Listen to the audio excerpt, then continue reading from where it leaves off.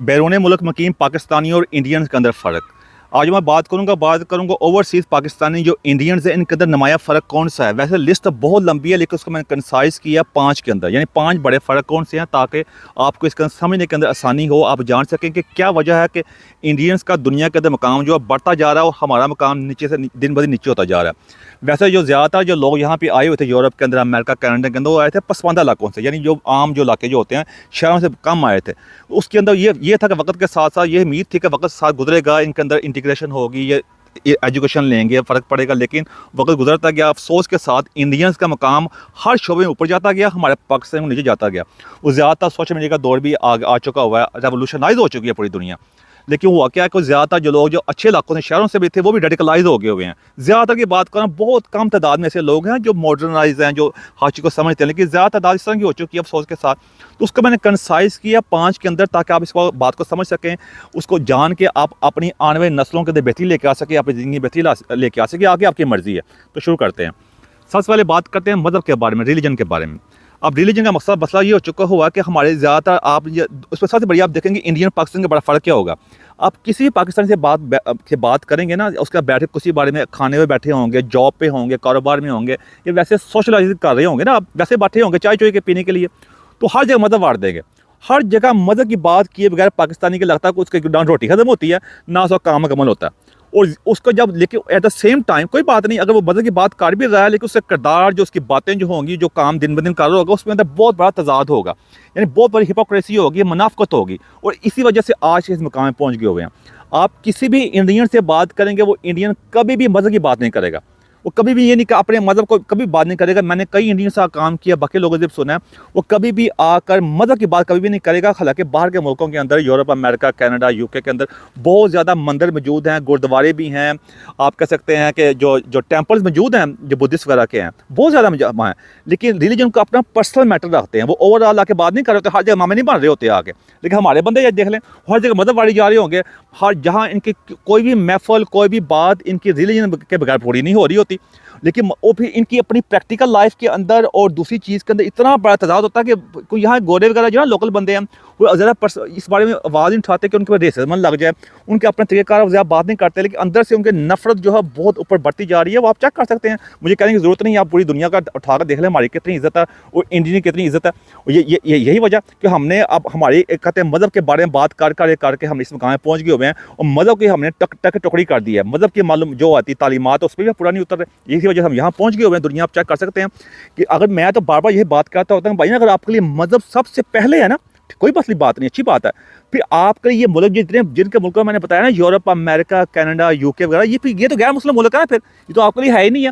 फिर आप जो कहते हैं कि मुसलमानों को सब कुछ कहते हैं ऊपर जाके मिलेगा, बाद में यहाँ हमारी दुनिया जो दोज़ख, अक्सर बातें कर रहे होते हैं हमारे बहन भाई। तो भाई जाके फिर मुस्लिम मुल्क में रहो, जाके फिर जाके उस मुल्क में रहो जहाँ आपकी ज़िंदगी मतलब है मुश्किल में बेशक हो। आप तो अगली लाइफ का इंतजार करो, फिर लेकिन उसका भी इंतजार नहीं करना, सारे मौजें पूरी करनी है और बातें भी कर जानी है। इस वजह से मकाम में पहुँच गए हुए हैं। तो ये मेरा वजह भाई आपके मेरी दरखास्त है कि मज़हब को अपना पर्सनल मैटर रखें, जिस तरह हिंदू वगैरह करते हैं, सिख करते हैं, बुद्धिस्ट करते हैं, बाकी यहूदी वगैरह भी सारे कर रहे होते हैं ना, उसका पर्सनल मैटर रखें। जैसे वो मज़हब पूरा अमल कर रहे होते हैं।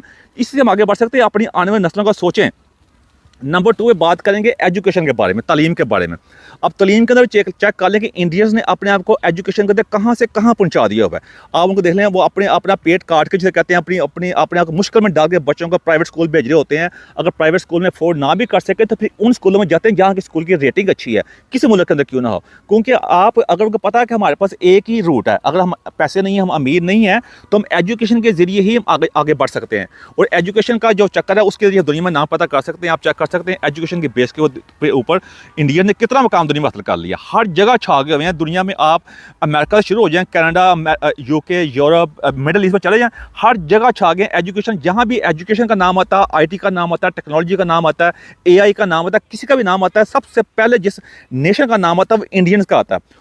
और उसी एजुकेशन के अंदर औरतों की तालीम, यानी वुमेन की एजुकेशन है, उसके ऊपर भी वो है, उनका कोई चक्कर नहीं कि हमने अपनी बेटी को नहीं पढ़ाना और पढ़ के खराबी हो जाएगी ना। और मेरी एक दोस्त आती थी, बीवी यही कहती थी, मैं अपनी बेटी को पढ़ाने की क्या जरूरत है, जाकर कल को बहू बनना ना, यानी वो यहाँ की बोर्न आई थी, यहाँ की पैदा होएगा। ये सोच चेक कर लें, यहाँ की सोच इस तरह की अक्सर लोगों की, पढ़ा के क्या करना है, एजुकेशन इस तरह की है जिस तरह के हम, क्योंकि पाकिस्तान का सारा कल्चर यहाँ ले आए हुए हैं, जिसको छोड़ के आए हैं वही कल्चर यहाँ ले आए हैं।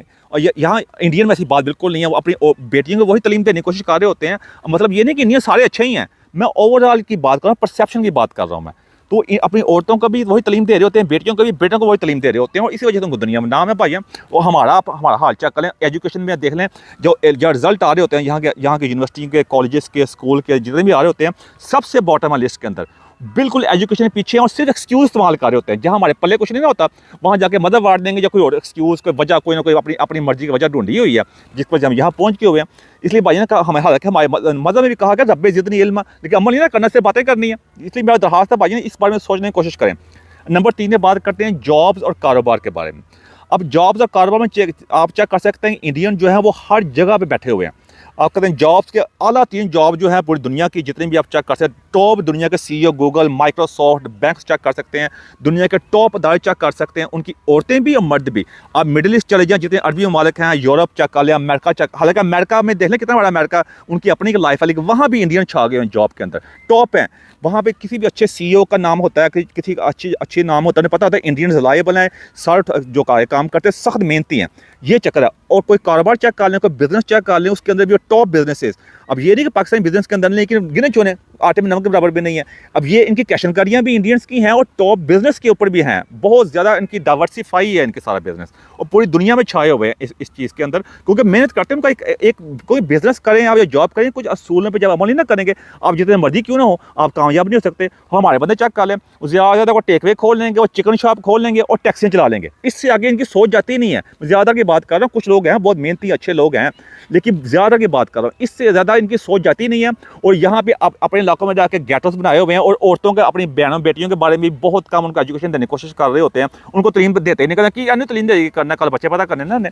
यहाँ के लोगों की सोच भी इस तरह की, इस किस्म की है।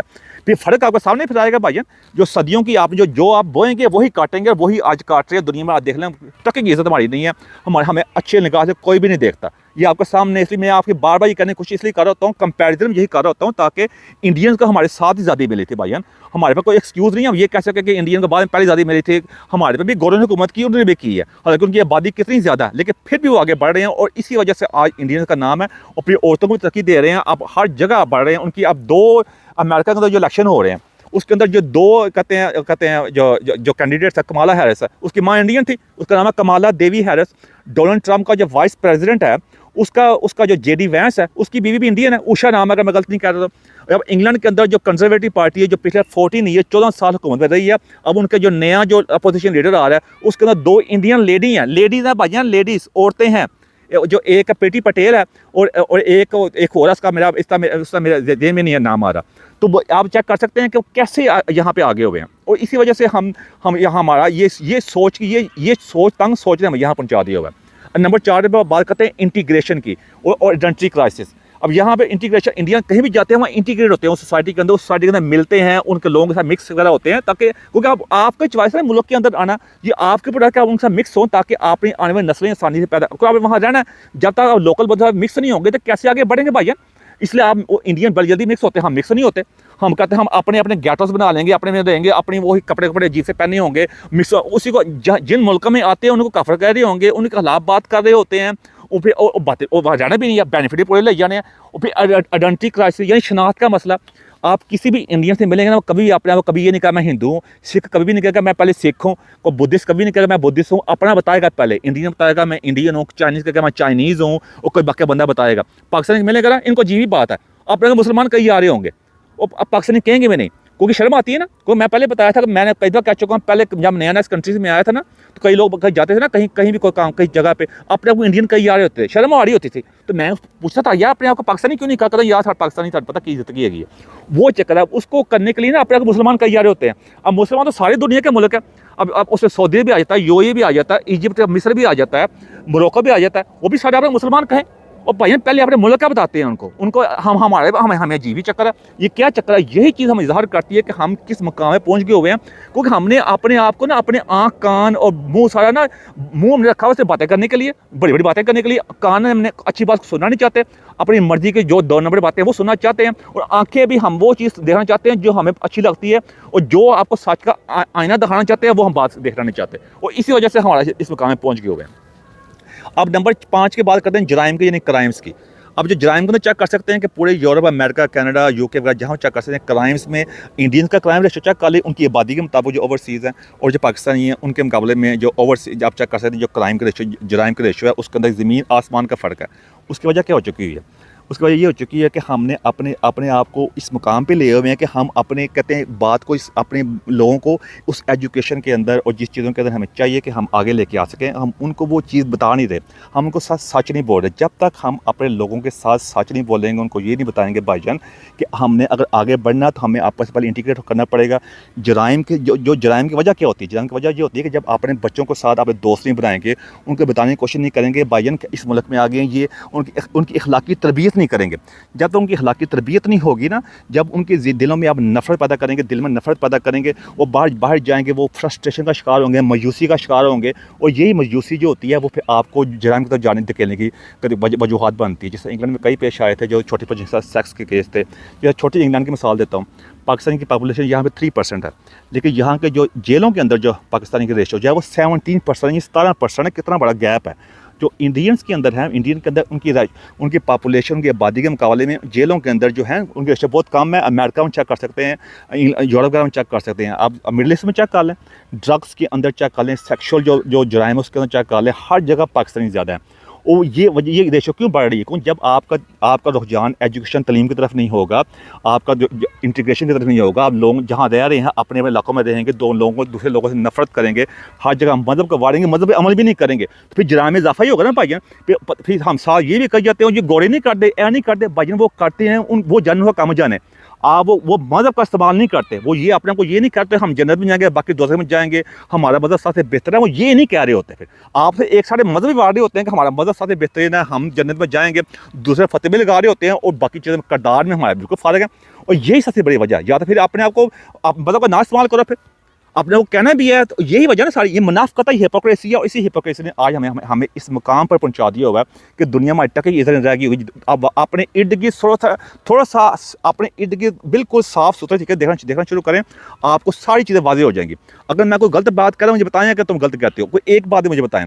मुझे कोई इंडियंस के बारे में, कोई इंडियन यहाँ पैसे नहीं मिलते, लेकिन जो अच्छी बात, जब तक किसी की अच्छी बात की आप तारीफ नहीं करेंगे, सीखेंगे नहीं, तो उस मसले का कभी हल नहीं हो सकते। मतलब ये नहीं इंडिया का मसले मसाइल नहीं है, बहुत मसले मसाइल हैं, उनके अपने हैं, बाहर के मुल्कों में भी हैं, लेकिन ओवरऑल हम चेक करना है कि उनकी डायरेक्शन क्या है और वो किस मकाम में पहुंचे हुए हैं। सारा वाज़ेह ज़ाहिर है भाईजान, मुझे कोई बताने की ज़रूरत नहीं है, आप थोड़ा देखें, आपके सामने सब कुछ आ जाएगा।